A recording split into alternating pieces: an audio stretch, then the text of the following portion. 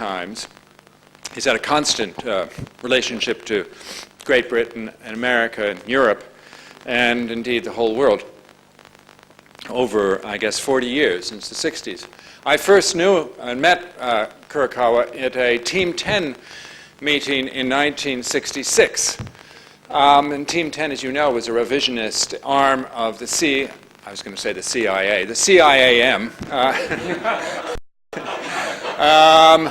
And Team 10, and we, Kisho and I, were the youngest, along with Holine, and young people were not particularly admired in those days, and so we had to get on with each other because we were more or less ostracized, although Kisho, being much more symbiotic than I was, managed to get on with the Team 10 people better. Anyway, that was a meeting and a friendship which has lasted since 1966. And I've seen him really develop in a very consistent way, and I would say in two different fields, but there are more than two, but two essential ones. One is that he's a man of ideas, and secondly, he's an architect. And those two things crisscross most of the time very consistently. Unlike, let us say, Le Corbusier or other architects of ideas, there's sometimes a long time lag between the idea and the practice, and sometimes the practice is ahead of the idea. With Kisho-san, they really have a very close dialectic. But one has to say those are two different things, ideas and architecture. And there are only a few other architects, such as Rem Koolhaas or Robert Venturi or Aldo Rossi or, well, I won't go through the list, but there aren't that many. Most architects, like Mies van der Rohe, who said famously, build, don't talk, do that. Build and don't talk. Alto did that. Whereas Kisho would say, build and talk, the great and of postmodernism, both and rather than either or. As a man of ideas, he's, of course, very, like a 16th century and 15th century architect, very committed to the concept, or concetto, the concept, or the notion underlying the work. It's almost as if he can't create without a concetto. And over these 30 years, I've seen about 30 ideas, 30 different ideas. That's almost one per year, a new idea. And the only other architect I can think of who was this fertile is Peter Eisenman during this period. Eisenman also develops one idea after another. It's this kind of restless mind. And it reminds one of the famous remark of Duchamp, who said, the idea is the machine for making art. In a way, Kurokawa's position is the idea is the machine for making architecture. On the other hand, when there's constant, restless turning out of these ideas, there's a certain, particularly with the word symbiosis, there's a certain other quality that emerges in the work. And I'm reminded, I was speaking to him upstairs, of Frank Lloyd Wright and his fascination with organic. In the 1931 Princeton lectures, Wright was so fascinated that he gave 51 definitions of organic. And I think if you look at some of Kurokawa's rather thick books, you'll find at least 51 definitions of symbiosis. In other words, there is one big idea, and it's symbiosis, and a whole lot of ideas that relate to it, such as the one he'll be talking about tonight, abstract symbolism. If we look at symbiosis for a second, I want to displace it from his definitions and translation to architecture and look at it in biology. I talked to Lynn Margulis, who's the famous inventor of the Gaia hypothesis, along with James Lovelock. Gaia, the notion that the Earth is a living organism that self-organizes itself in such a way as to bring about its best condition. Really fruitful idea, which was invented in 1972, and then it's taken really 20 years before this idea has been accepted in the mainstream by mainstream scientists, and still people like Richard Dawkins and a few remaining modernists refuse to accept Gaia. But the notion is not far from symbiosis. And when I talked to Lynn Margulis, I said, do you know Kisho Kurokawa? And she didn't know Kisho Kurokawa. This is about 6 or 7 years ago, when she was giving talks to the biological group here. And for her, and one of her great discoveries, which really has revolutionized microorganisms, is the notion that all organisms, all living organisms, you and me and everything that's alive, is based partly and maybe entirely on a symbiosis of a whole lot of cells together. So in a sense, a conglomerate organism can be seen as the coming together of, as for instance, all the organisms in your stomach that digest your food, as an incredible city, a living city of symbiosis.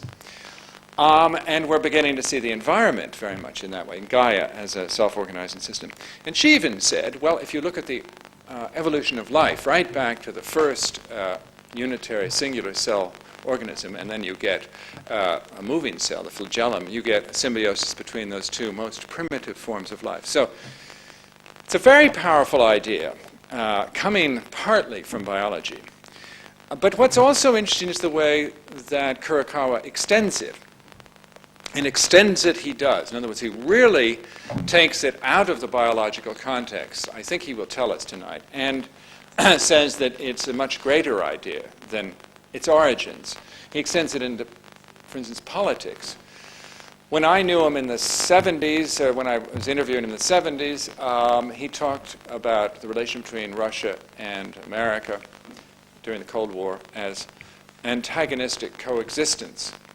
Not harmony, but antagonistic coexistence. And I think you'll find a transformation of that idea in his symbiosis, in his theory of symbiosis. Well, this is way beyond Lynn Margulis and the biological idea. And it leads in his architecture to this very interesting notion of Engawa space, or in-between space, or intermediary space. That is, spaces which are meant so the two antagonistic forces can mediate themselves. Well, that's enough. He will be giving the talk, not me.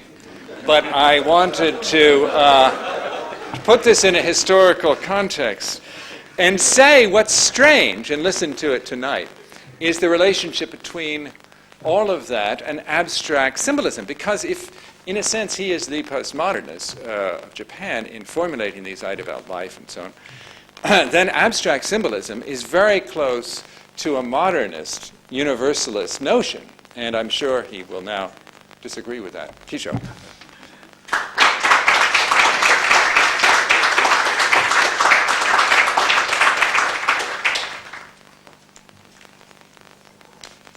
Thank you very much, Charles, for introduction. It is my honor for me to be given the opportunity to speak here tonight. I would like to thank Mr. Mohsen Mostafavi, Chairman of the AA School, for arranging this talk. The title of my speech is Abstract Symbolism.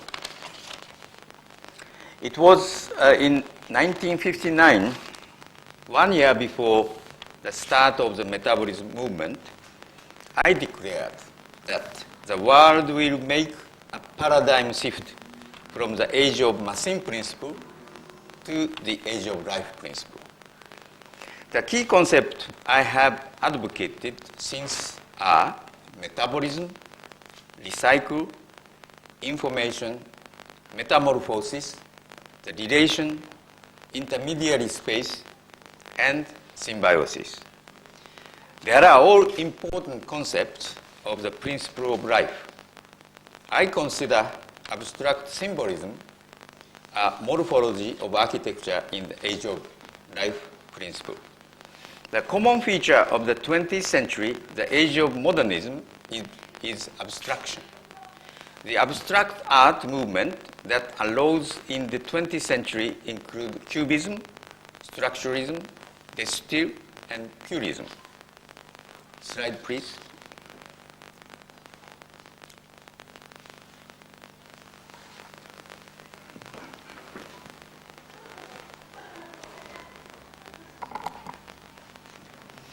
The Cézanne, who sought to discover the universal law that transcended the visual universe by depicting any form of nature with only three geometrical figures, the cone, the cylinder, and the sphere. The Piet Mondrian, who founded the Gestalt group with architect Peter Ott and others, said that the art should be based on mathematical simplicity.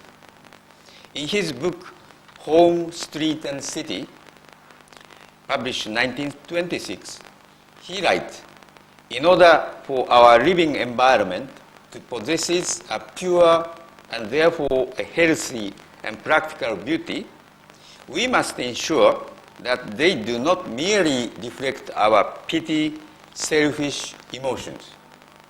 For that, we desire a new aesthetics based on the pure relation between pure colors and lines.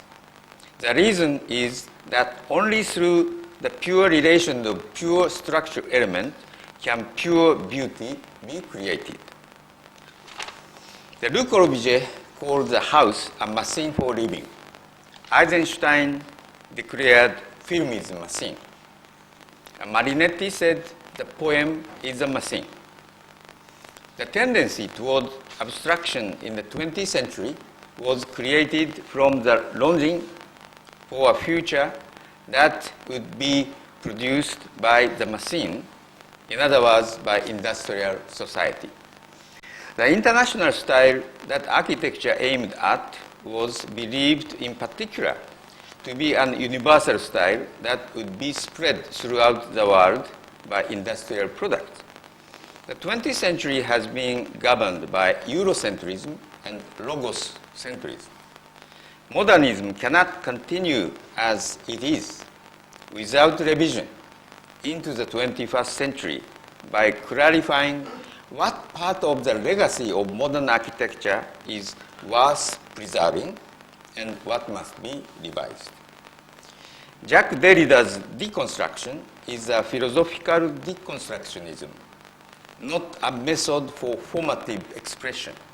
It is a deconstruction of Eurocentrism and Logos-centrism. The legacy we should preserve from modernism and modern architecture is, I believe, abstraction. But here we are faced with a great contradiction. If by abstraction we mean the universal, the abstraction born of Platonic geometry, the problem arises how we can ensure a symbiosis of abstraction and regional identity. The answer to the question whether abstraction is a special characteristic of spirits of the 20th century is a qualified yes. But ancient humankind also possesses a tool of abstraction in the mythological activity of mimesis and in geometry as a divine order. Next slide, please.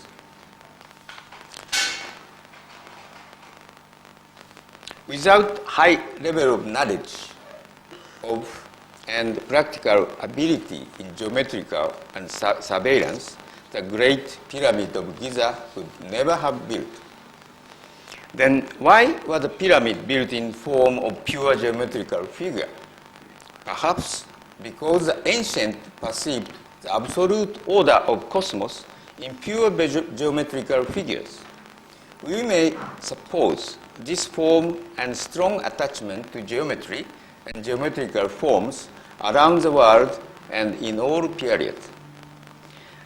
The Fainanzi, the text from the former Han Dynasty of China, states that the heaven are round and earth is square.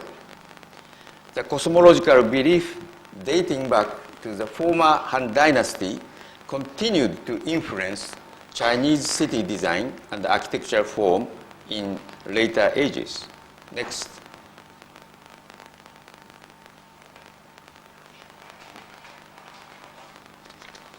Kinyandian of heavenly altar, Tiantan, built in Beijing in 1540, is an example of this style.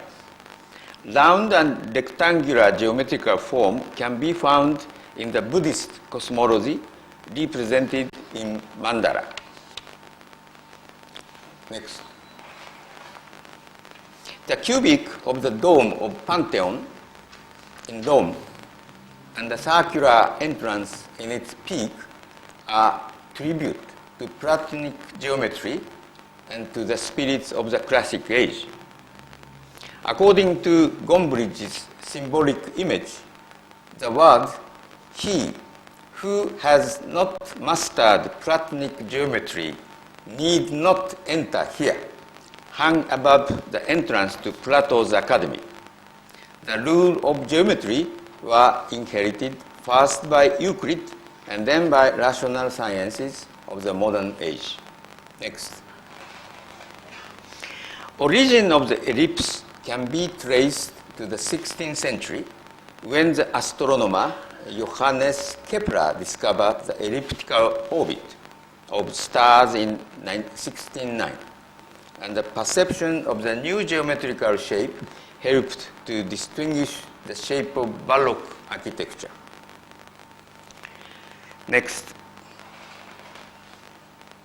Hotel Kyocera was completed in 1995 in Kagoshima Prefecture in Kyushu, Japan. The elliptical exterior in the guest room of the hotel. There is a large atrium in the center of the metamorphosis. Next. The people will experience spiritual jump to other dimensions in contrast to just walking along a dark, narrow corridor with guest room on both sides. Next. The new wing of Vincent van Gogh Museum is now under construction in Amsterdam. Is designed to be built in the middle of the museum's plaza next to Rietveld's last work, the main section of the museum. To preserve scenery of the plaza and to refrain from obscuring the view of Rietveld Museum, 70% of the new wing is below ground, as is connection to the main building underground. Between the main building and the new wing is sunken water garden, creating an intermediary zone between the two buildings. Next. Here, the invisible relation between the two is emphasized. The abstract geometry, circle, oval, square, and semicircle are succession of Rietveld spirits of linear composition or abstract geometry, and at the same time, I use the curve as an identity of new wing itself. Next. The Japanese Zen monk Sengai, 1750 up to 1837, produced a famous painting of circle, square, and triangle, expressing not only a view of universe, but the truth of Zen.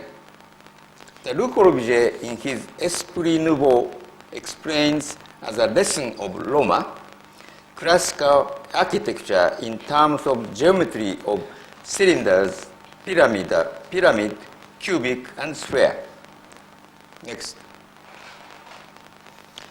The IBM pavilion of Tsukuba Expo 1985 was designed adapting the philosophy of Sengai of square, triangle, and circle. A traditional European iconography, which reads meaning symbol, is once again attracting attention. If there is to be a new architecture style for 21st century, it will probably be abstract symbolism, which is the symbiosis of abstraction and symbolism. I have called the 20th century the age of machine. In the 1960s, I predicted that as we approach the 21st century, architecture will undergo a paradigm shift from the age of the machine principle to the age of life principle. All of the concepts I have discussed since the 1960s, metabolism, recycle, metamorphosis, information, and symbiosis are the most fundamental principle of life. Topos, intermediation, and relation are other important concepts to join this group. Abstract symbolism is linked to this concept of relation and will the key to open a new horizon in architecture. As I have noted above, in fact, abstract form and geometrical figures have existed from ancient times, and they were linked to the cosmologies of the different cultures they appeared in. Every ages have given different meaning to these geometrical figures of abstract forms. Is it possible to create symbiosis by combining the abstraction of the 20th century with the iconography of history and identity of topos with the cosmology of the culture? This is a philosophical challenge to abstract symbolism. The task confronted by contemporary architecture is how to escape binomial opposition and dualism and allow regionalism and internationalism, the past and present future, the identity of topos and universalism to exist in symbiosis, producing a multivalent, polyvalent meaning. Abstract symbolism may provide the means to accomplish this task. Adorno, known for his philosophy of discontinuity, in his The Logic of Beauty, calls the nomadic relation that is attained through correspondence with the universe mimesis a symbiotic intelligence, as opposed to the Platonic ruling intelligence. The concept of order in the age of modernism is best represented by the Bourbaki system. It is an axiomatic order common to all modern systems. Husserl stated that objective rationalism referred to a system which assumed that the objective reality exists axiomatically. The thought of Euclid, Galileo, Descartes, Newton, Darwin are all Bourbakian systems. They emphasize dualism and seek an established symmetry in their respective orders. In contrast to such system, new concept of order to challenge modernism is called a non-Bourbakian systems. The Baroque natural science that held that nature possessed within it the power to create itself. And the philosophies of, for example, Leibniz and Spinoza will be reappraised in this light.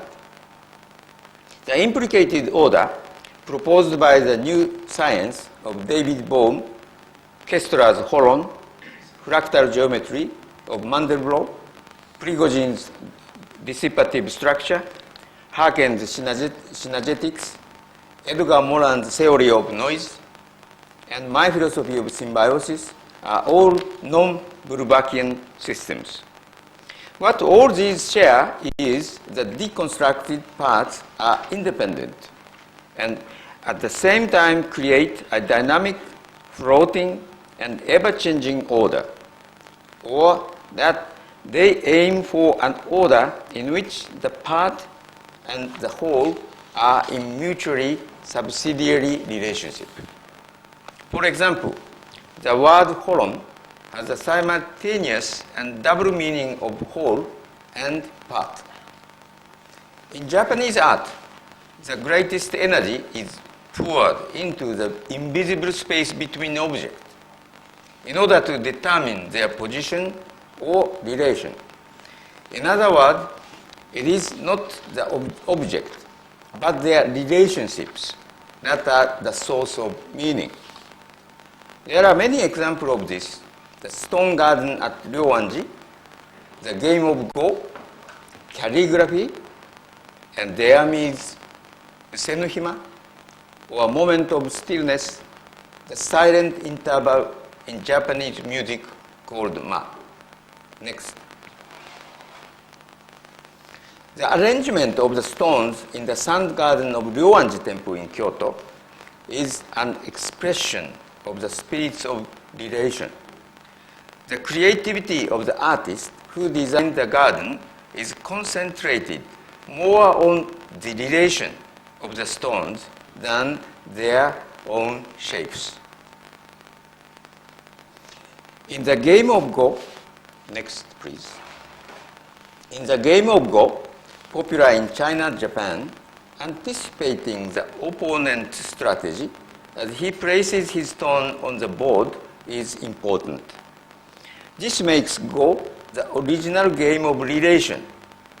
The arrangement of traditional Japanese architecture is also free, incorporating the context of the environment and surroundings. Symmetry is avoided, and the relation of architecture produced by the freer style of arrangement is valued. An endless number of games, each unique, can be played simply by altering the placement or relationship of just black and white stones.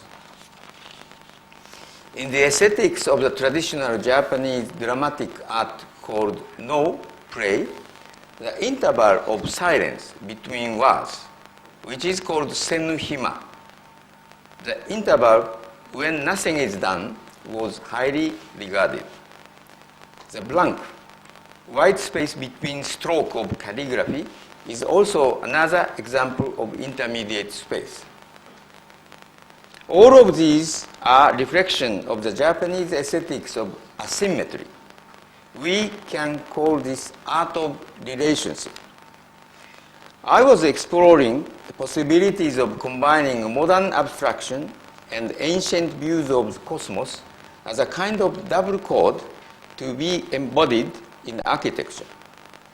The symbolism that manifests itself in topos, regional identity, and traditions will be an important key concept in the new intercultural age of the 21st century. I have coined the concept abstract symbolism precisely because I believe the symbiosis of these two ideas, abstraction and symbolism, represent the path for architecture in the 21st century. Two major approaches in abstract symbolism can be defined. One is to use abstract geometrical form and manipulate, alter, and stagger their relationship to create narrative meanings. For example, how is the axis of the building exist? Is it symmetrical? Does it establish the center? Is it complete? Has another element, scenery, natural setting, an aperture, light, shadow, window, play, have been incorporated between it and an opposing element? We know that great works of literature are composed of the ordinary, commonly understood words we find in any dictionary. Again, it is the selection and the arrangement of the words that makes a great literature.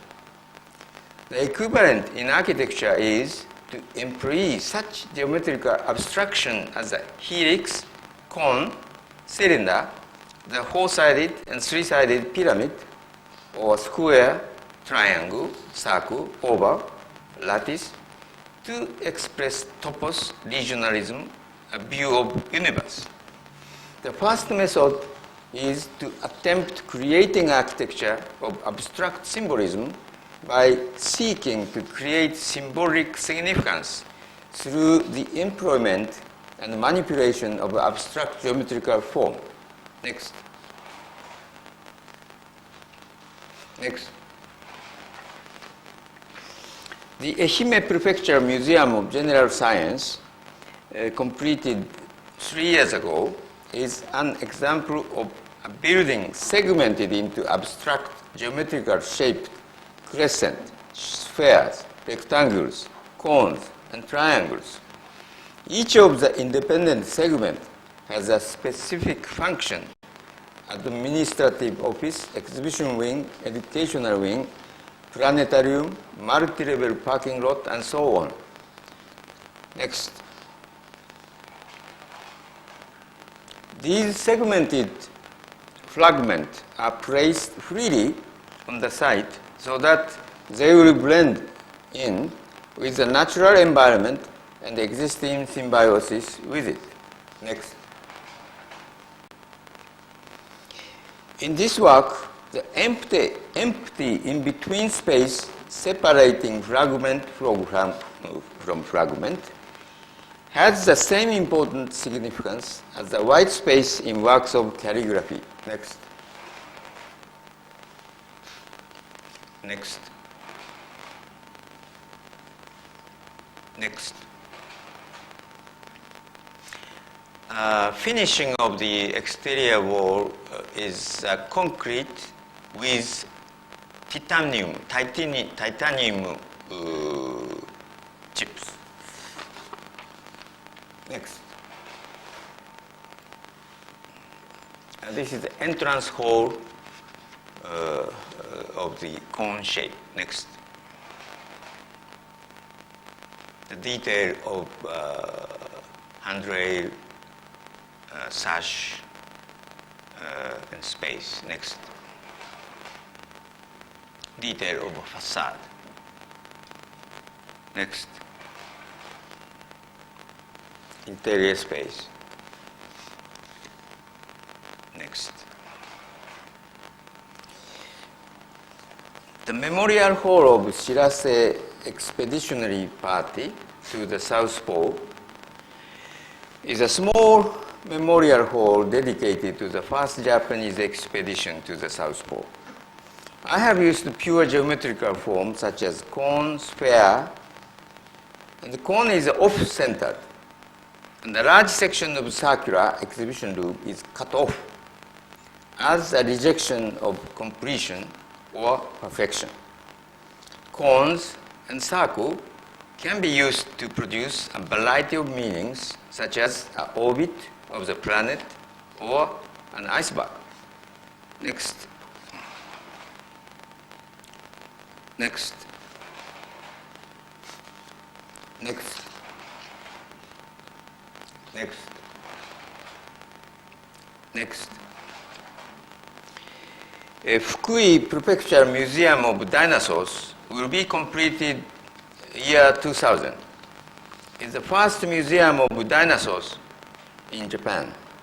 Katsuyama City in Fukui Prefecture, where the site is located, is one of the most prominent dinosaur fossil excavation sites in Japan. The building consists of gigantic permanent exhibition hall, an exhibition gallery, an auditorium, a research facility, and administration.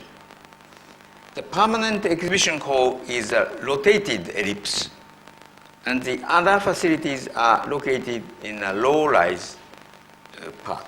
Next. In the vicinity of this museum, a park for outdoor exhibitions is being planned. Next. Next.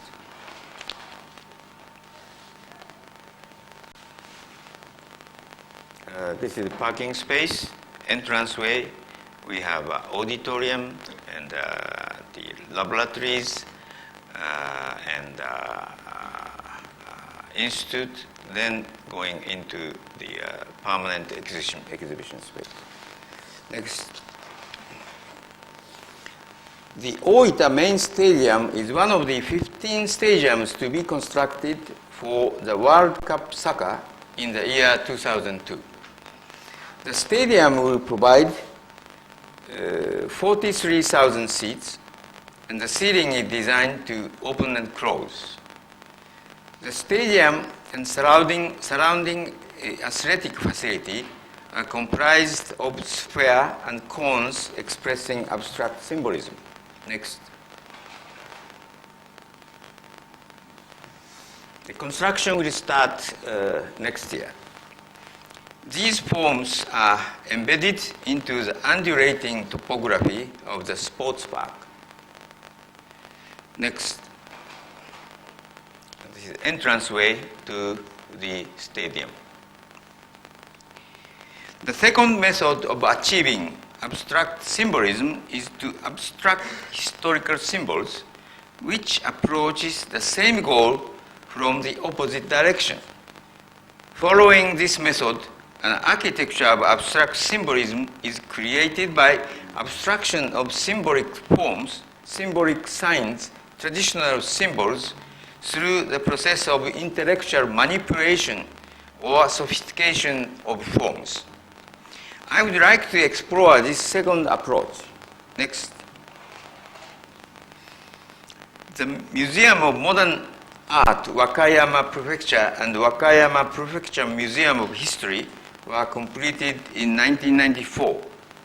In contrast to the Art Museum, which is almost a square shape, the curve of the crescent-shaped entrance hall of the Prefecture Museum of History expresses its identity. Next. Next. Next.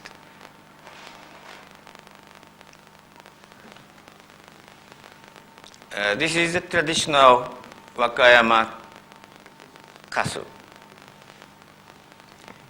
Entrance is coming from here and then go into this. This is the Museum of Modern Art. And then next to it, we have a Museum of History. And alongside of the main street, approach to the shrines or temples, we have the lightings. This is also the exhaust from the underground parking. And the water is running through this way and then running down alongside of the main approach. The site is located adjacent to the historical Wakayama Castle, and the aluminum eaves are abstractly adapted in order to match the historical castle roof. Next. Next. Next. Next. Next. This is the entrance hall of Museum of History. Next. This is the open terrace for sculpture. Next. The whole partition is provided by traditional Japanese cloth, cotton cloth, or grasses. This is one example of abstract symbolism. Next. A main lobby and restaurant. Next.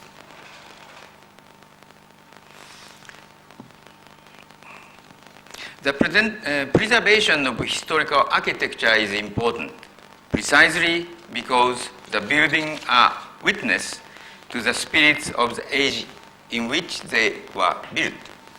For us, we live in a completely different age. The challenge is whether we, in turn, can create architecture that will speak to future generations as our cultural legacy, an architecture that expresses the spirit of our age, our philosophy, our level of technology, and our social context. There is absolutely no creativity in simply faithfully reproducing certain historical form. It is also possible to incorporate the traditional feeling that is concentrated and expressed in such historical symbol into contemporary life. An easy grasped example is a heraldic symbol attached to the point of the hood of a Porsche automobile. This combination of a high-performance sports car, representative of our age, and the ancient heraldic symbol is another example of abstract symbolism. Next. Chinese characters also provide another good example of abstract symbolism. A letter of the Roman alphabet or one of the signs of the Japanese syllabary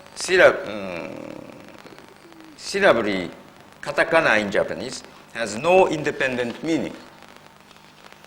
They only produce meaning when combined according to certain pre-established rule. B and I are no signs. We are taught, however, the convention that the combination BIRD means bird. Chinese character, on the other hand, were devised as ideograph. The Chinese character for bird is a symbol, an abstraction of a depiction of a bird. As you can see, this is a bird. And this is quite similar to the bird.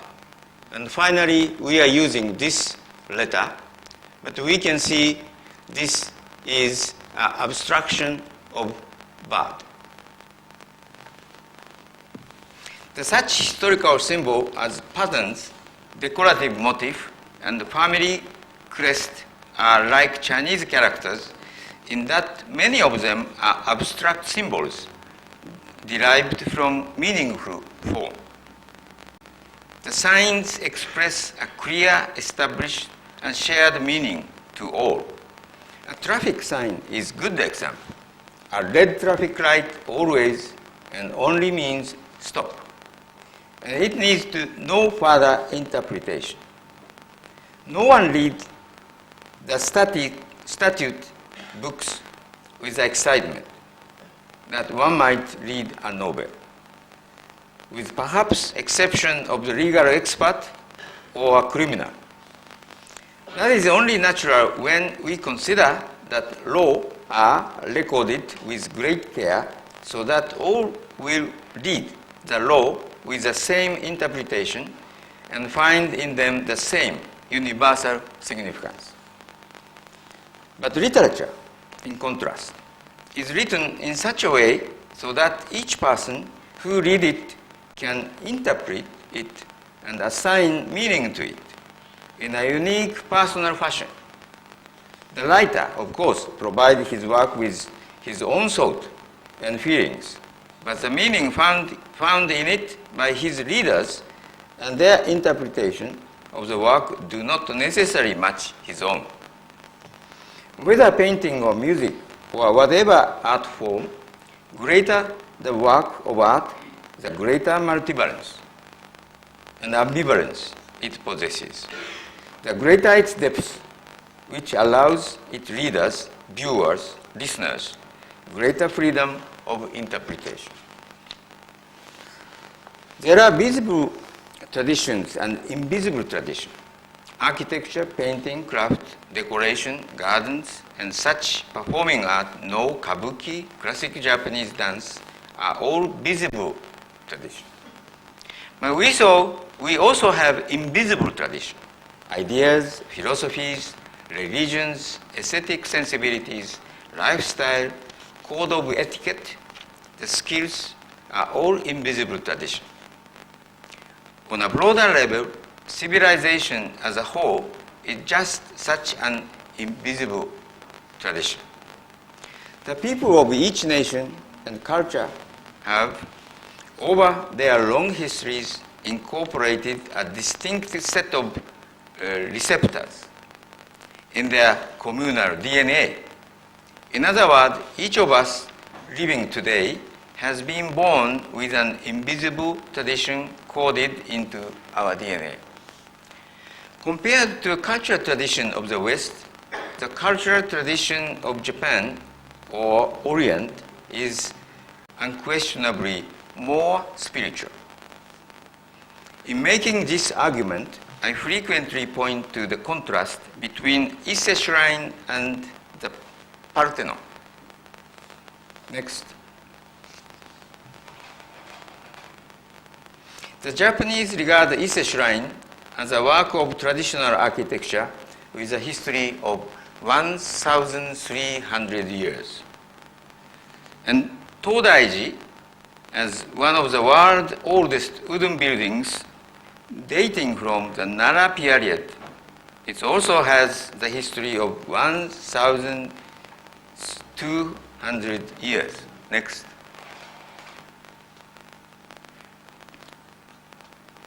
After saying that, they go on to elaborate that Ise Shrine has been rebuilt every 20 years from completely new materials. And Todaiji underwent major reconstruction in the Kamakura era and Edo period so that its scale, size, proportion, and facade are different from the original. Non-Japanese are almost universally puzzled by such seemingly contradictory statements.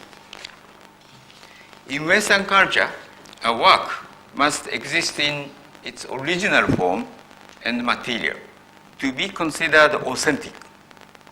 If an exact model of the original is built using new material, no matter how precise the replication may be, it is regarded as a copy. Next. Even should this replication be superior to the original, it will always remain no more than a copy and a fake.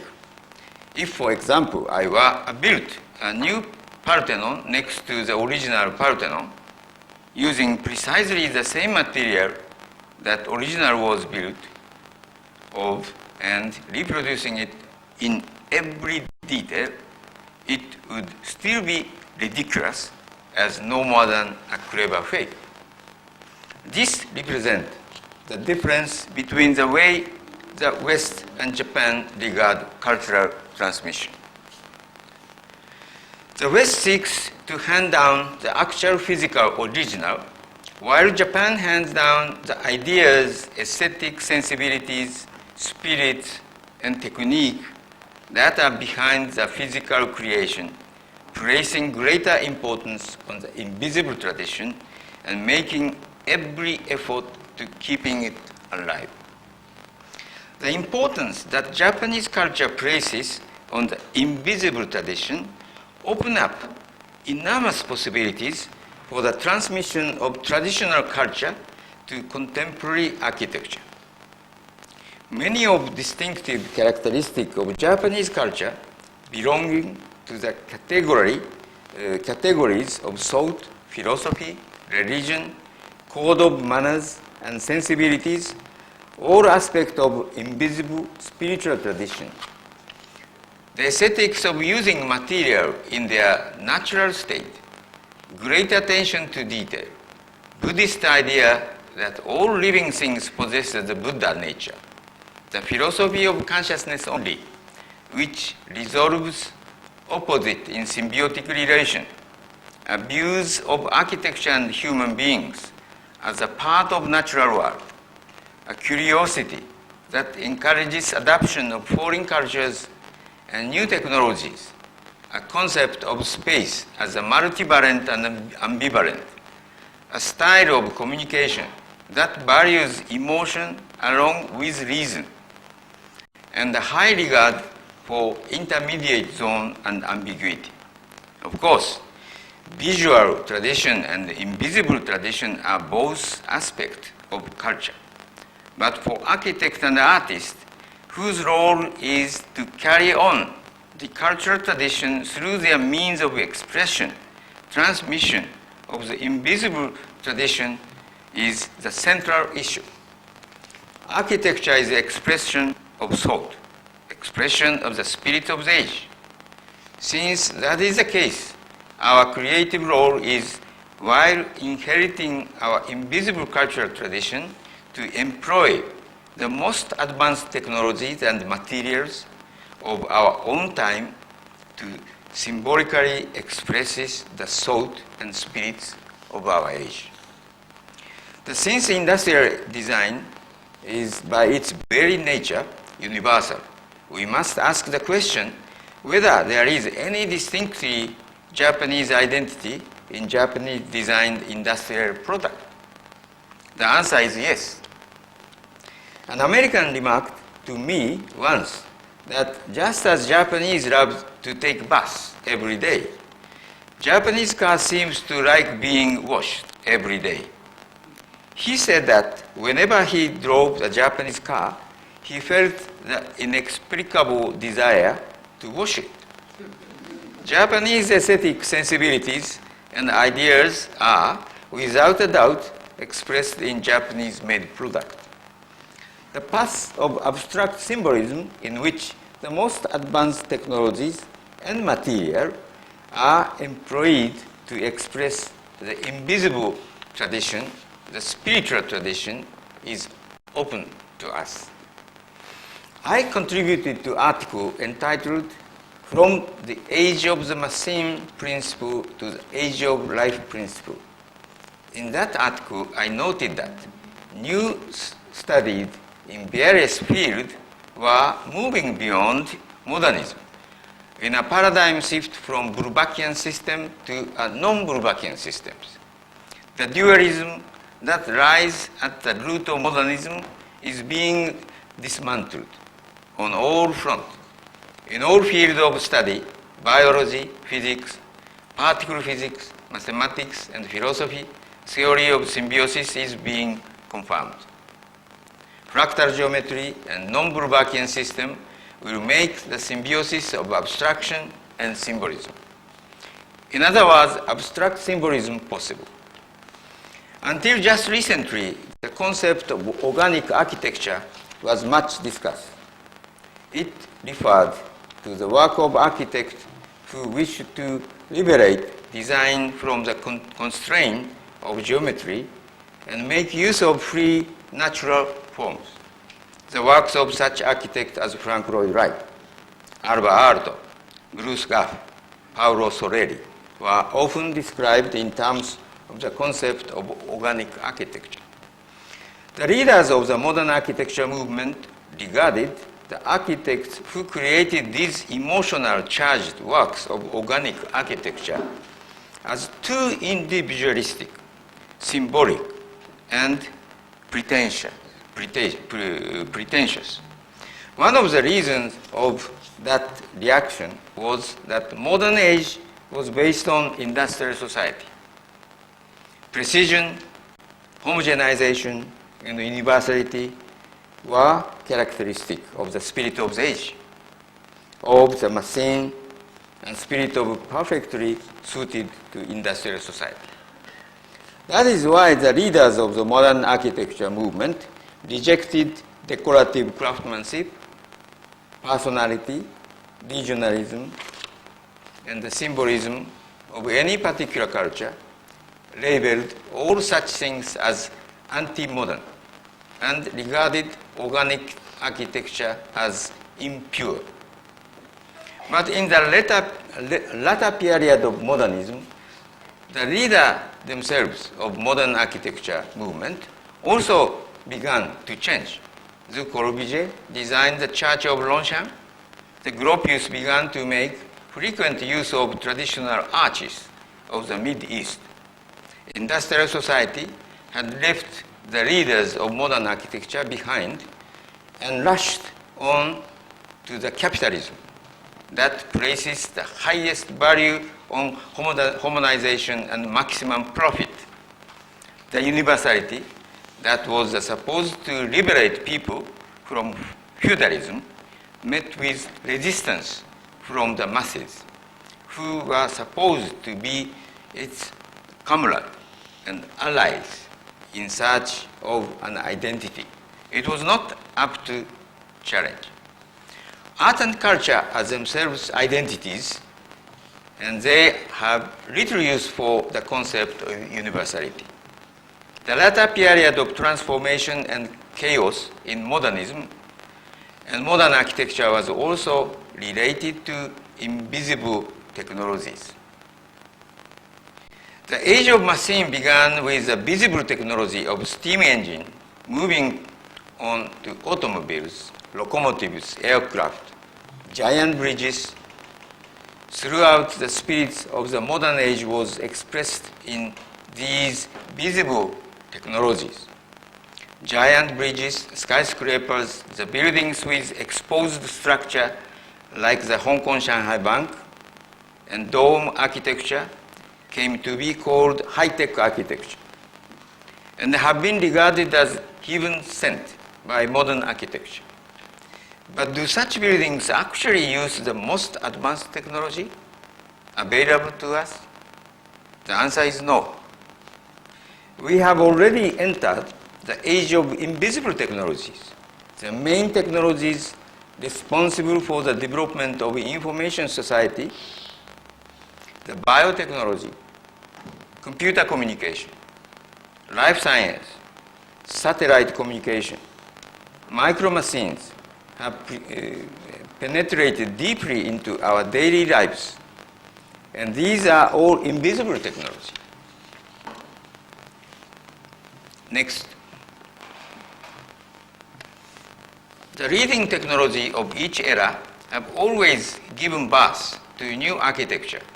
Such works of Galleria in Milano, the Fura Dome, Eiffel Tower, the Empire State Building, the bridges have expressed the most advanced technology and spirits of its age. High-tech architecture does not represent the most advanced technology and spirits of our age. However, instead of these technological demonstration, atrium, inside sidewalk, man-made land covered with greenery, and aerial garden stretching in a spiral toward the sky play important role as intermediary space between architecture and the city, the individual and the whole. Next. Next. The concept of Helix city plan for Tokyo, it was published in 1961, offered as part of the declaration of the founding of metabolism in 1960, took a double helix of DNA molecules as its pretext. This is an example of a vertical garden city. I realized the concept of the double helix in my 1970 Toshiba IHI pavilion tetra structure. Next. Next.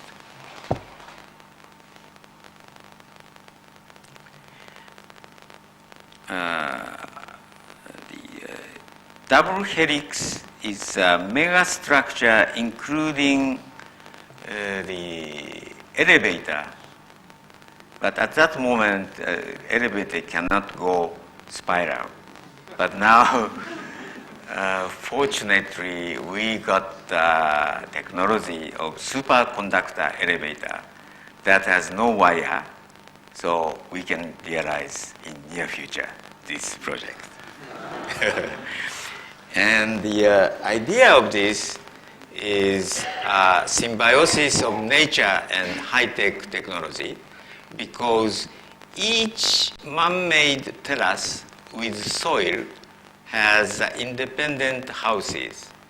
They have gardens, trees, and then each artificial land has a slit.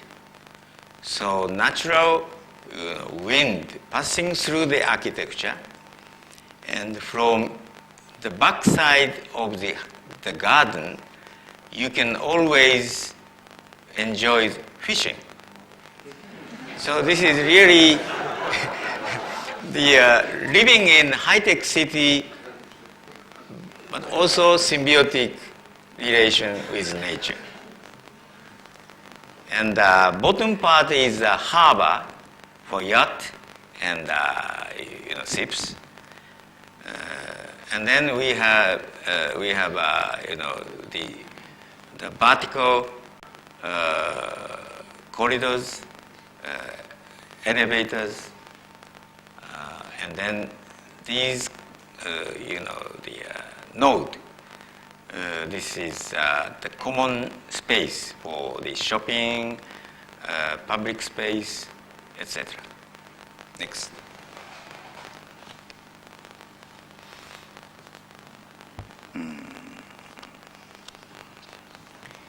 The floating city Kasumigaura, and this is also published 1961.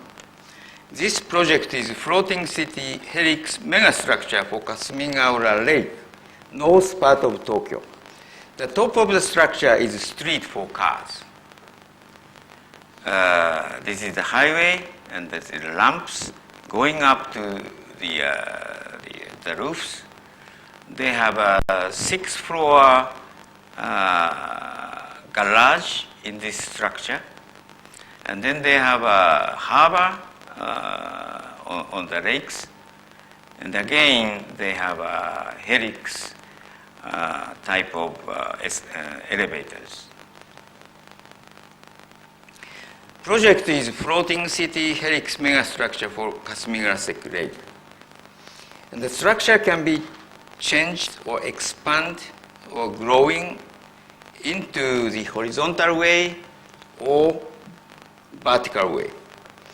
This is also an example of vertical garden city, a symbiosis of high-tech and nature. Next. The design of Toshiba IHA Pavilion is using this double helix ideas by finding the tetra unit made of steel plate. This is a project 1968. It's an example of a search for symbiosis between man and technology. The pavilion of Expo 70 is built for tetrahedron-shaped unit called tetra unit, made of welded steel. A computer was used to select from 5 different types of tetra unit. You can see this is a straight, this is slightly curved, this is more curved, and then upper part is more slender part. The size of the unit is the same, but the stress, the section of the capability of stress is different. So by a combination of different unit of tetra, we can make any type of architectural space frame. A computer was used to select from 5 different types of tetra unit to meet various different functional requirements. And these were combined to create a 3-dimensional space frame. It seems to have been the success since the completed work is far more than an image of rationality, science, and technology. Rather, it calls forth an emotional response to leap deep inside the viewer. Next. This is the model, and this is the realization. Next. This is a symbol tower. This is structure. This is coming from the column. It's going up, and then making arch. They have a 5 column making arch, and this is a theater with 800 seats. This theater is hanged from this space frame, and floor is going up, going down by using oil jack with 800 people in it. Next. Oh, it is. Could you reverse once again? Go back. Oh, no. Go back. One more. Visitors to the pavilion remarked the works gave them strong impression of the themes forest, monster, baroque. After the Industrial Revolution, history has always pursued a course that wove between the poles of technology and art. Those who suggest that we must find the essence of what we seek in either technology or art will, I believe, never find that essence. The symbiosis of technology and art is the very image of 21st century. Has architecture attained the further liberation of the autonomy of the facade through the invisible technology of our age, not necessarily with the inability of visible technology to serve as a method to express the spirit of our age, we have taken our first step into an age of new philosophy, a new way of thinking. We are at the beginning of a difficult period in which we will find our true means of architectural expression only through deep philosophical consideration employed in search of the very foundation of the spirit of our age. I would like to bring this lecture to the relationship between abstract symbolism and the philosophy of symbiosis. 35 years have passed since I have took up the idea of the philosophy of symbiosis. I published Toward the Age of Symbiosis, 1951, Philosophy of Symbiosis in 1951, 57, 87. The New Philosophy of Symbiosis was published in 96, and the English edition in 97, the Kodansha International in the same time span. The interest in symbiosis has quickly expanded both in Japan and abroad, overseas. The response has not been from architects alone. The concept of symbiosis has begun to be introduced to the field of philosophy, art, physics, chemistry, medicine, mathematics, life science, economy, politics, and business as well. I do not intend to discuss the philosophy of symbiosis deeply, but it is worth remarking that 1994 perhaps marked a sort of milestone for the concept when the Earth Summit was widely publicized as representing the first year of the age of symbiosis. The Treaty on Biological Diversity that representatives of many nations signed at the Environmental Summit in Brazil was an argument to work to protect species on the verge of extinction, such as buffalo, panda, Japanese river otter, etc., etc., and to preserve as much of the diversity on the earth of life form as possible. On an intellectual level, this international commitment represents a major revision of a Darwinian theory of evolution and survival of the fittest, one of the main Bulbackian systems that also so typical of the modern period.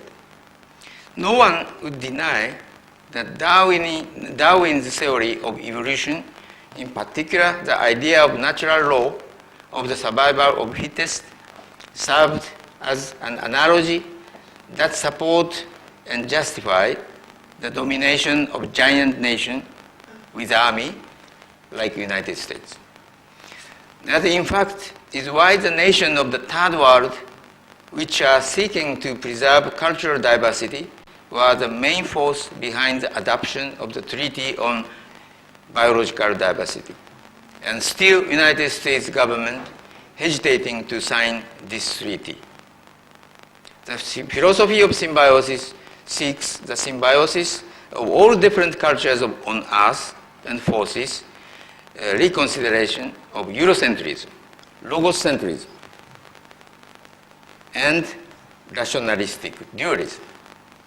Logocentrism and rationalistic dualism have been the intellectual models of Western culture from the time of Aristotle. But only in the modern era have they become a system, a Bulbackian system, that embrace and define all areas of learning. Both logocentrism and Bulbackian systems posit an absolute truth, a single icon that is demonstrated by analysis mathematical proof and scientific method, Euclid geometry, Descartes dualism, Newton's physics, Lavoisier's chemistry, and Darwin's theory of evolution are all Bourbackian systems, the systems which have supported the structure of modern paradigms.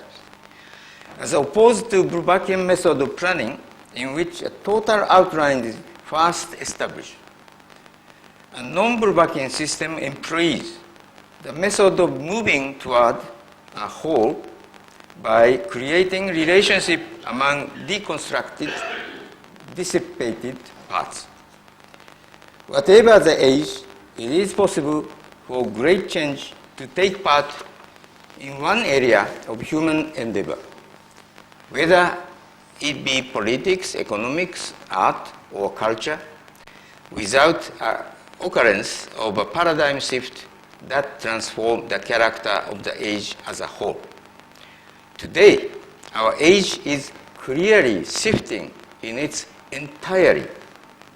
The changes and transformations are taking place at the forefront of not only economics and politics, but every area of learning. Further, this is beginning to happen not only in Japan, but all across the world. These changes are taking place at the deepest level in the societies of the developed nations and developing nations alike. I have called this phenomenon as a whole the age of symbiosis.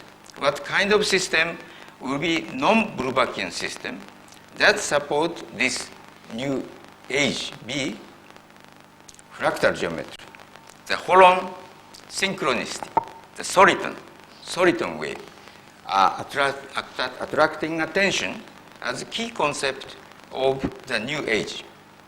The latest discoveries of the new science, or science of complexity, as this non-Bourbackian system is called, are all in accord with the concept of symbiosis.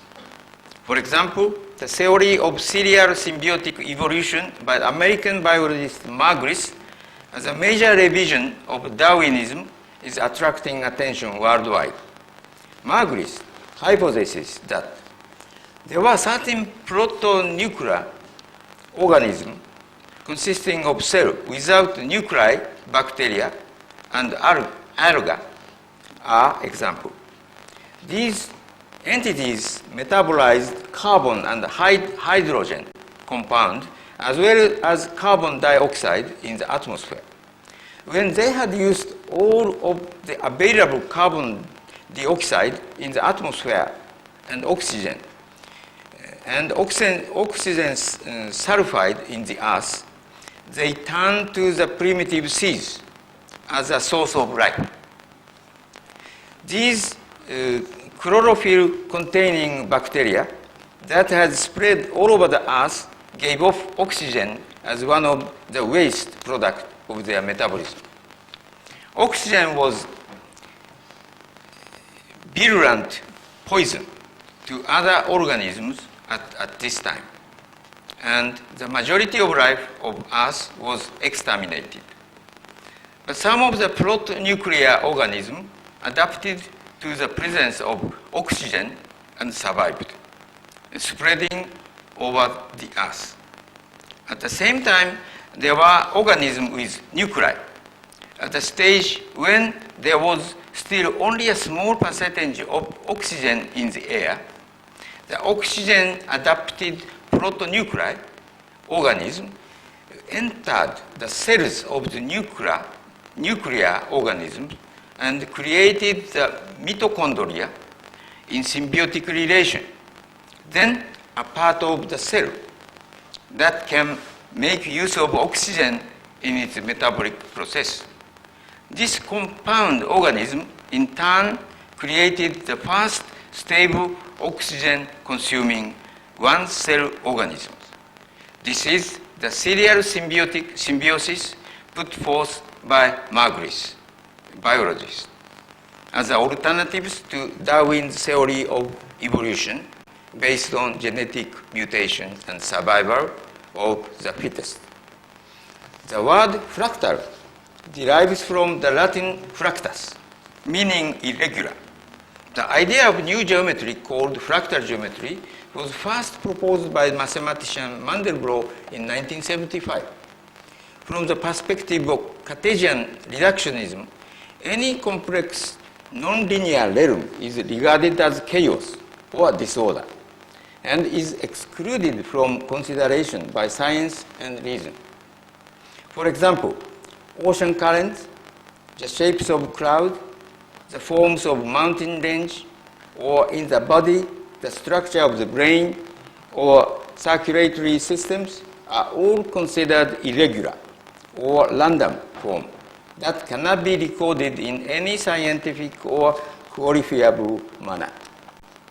Mandelbrot's theory, which he discovered by examining a model of the stock market, states that not only is the whole composed all its parts, but the structure of the whole is incorporated in each part in facsimile.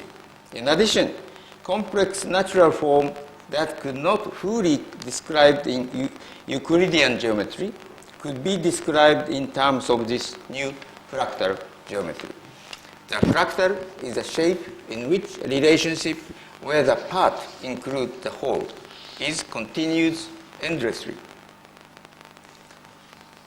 The spirit of freedom combined with aspects of Japan tradition such as provisionality and the independence of the part in contrast to the whole lead contemporary Japanese architecture to asymmetry, flexibility, a layered nature, and elastic expression. Next. This is fractal geometry between chaos and order. It becomes clear that fractal orders also exist in natural phenomena which have been rejected due to their complexity.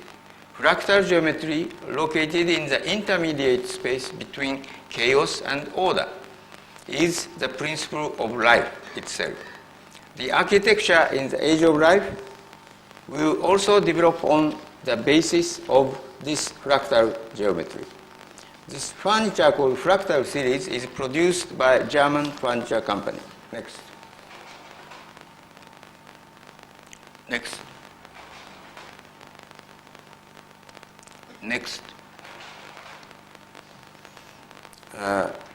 This is not new one. It is completed in 1975.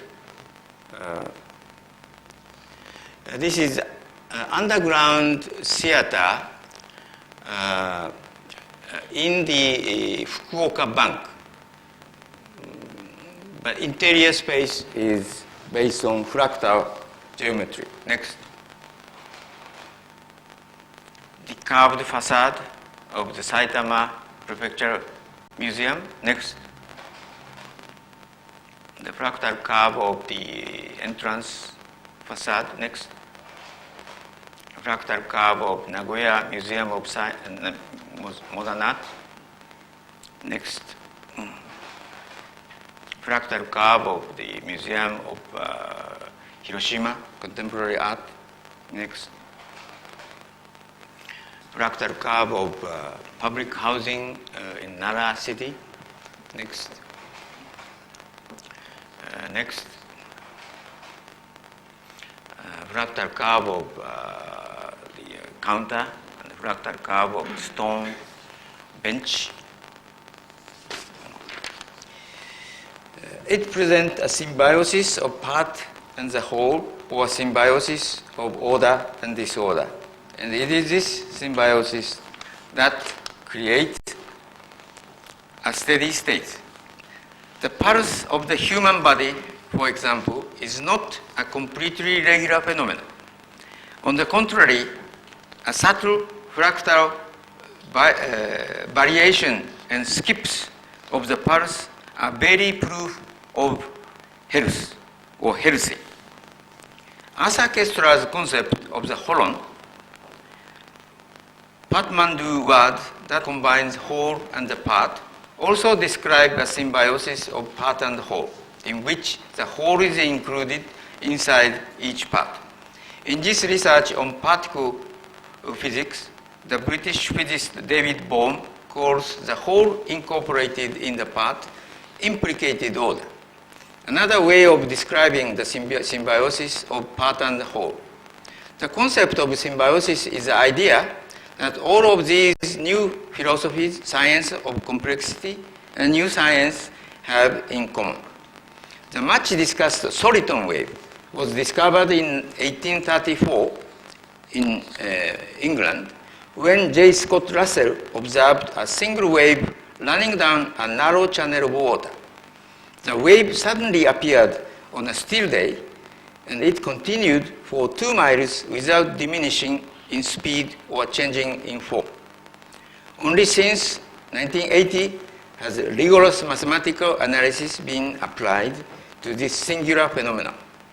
The soliton wave is a dramatic example of the part manifesting itself as a whole.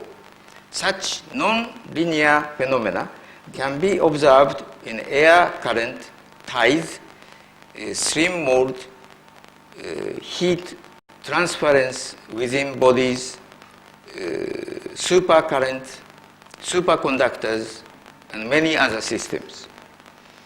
In his Synchronicity, the bridge between matter and mind, David Peat, particle physicist, stage, and radio dramatist, investigate the synchronicity that exists between mind and matter, the synchronicity that exists between points in different dimensions, and the synchronicity that exists between system and chaos from the perspective of quantum mathematics.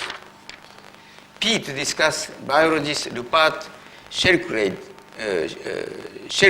theory of morphic field. According to this idea, all matter has an associated field of memory, and the information in the shared memory governs all process of formation. For example, when a new substance is first formed, the crystallization process will require much time. But experiment has shown that when the substance is formed for the second time in another location, the process occurs much more quickly. What is happening is that the second substance, separated in time and place from a first, has acquired information from the first. There are innumerable examples of this synchronicity in the realm of animals. For example, the certain animals face a danger. Instantaneously, that information is somehow communicated to another animal separated by tens of even hundreds of kilometers, which then begins to take defensive measures. In other words, both matter and life are responding to an epigenetic background that is aimed at gradual formation. Growth and morphic formation do not respond, even in the case of living organisms, solely to the order of DNA. Formation takes place against an epigenetic background of exchange of information which include accident. That morphic field of information is available to all matter and all life instantaneously throughout the universe, no matter how far separated the particular matter of life may be. It instructs matter in the process of formation. And it is the principle of synchronicity that leads matter to act in the same manner. A dramatic concept of synchronicity that quantum mathematics has arrived at has been further developed to a synchronicity of mind and matter and the synchronicity of mind and body.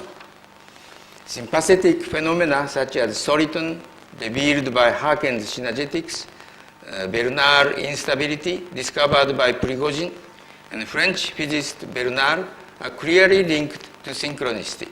The Bernard instability is a phenomena that occurs when the liquid is heated.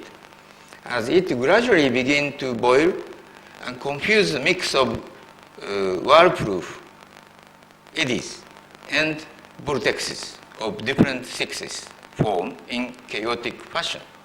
But at a certain point of barrier is passed, and the randomness becomes a large current, finally taking a form of regular, ordered flow of hexagonal shapes. These Bernard current can be observed by watching from the proper angle a cup of coffee cool. A cooperative phenomena by which the cell of mutant bacteria and the electrons in plasma also suddenly shift from a random state to an all-embracing order has also been discovered. These discoveries of the new science or science of complexity have all occurred in the last 10 or 15 years. They are all distinguished by their complete difference from the Brubachian system. The Brubachian system begins by establishing principle or hypothesis, then analyzing and proving them. It posits a single truth. Everything that does not fit within its symmetrical structure, its order, is labeled irrational and rejected from the system.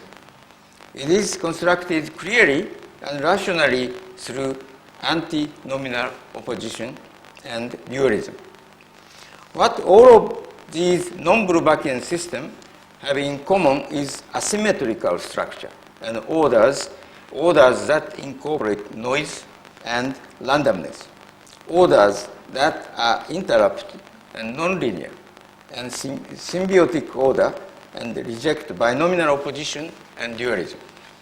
The most recent definition of life is a loci that in ever-shifting relationships in continuously producing meaning.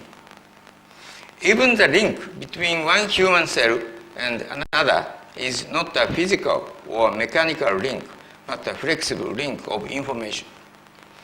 The reason I call the 21st century the age of relation is the concept of relationship is fast becoming an important idea in explaining the life principle.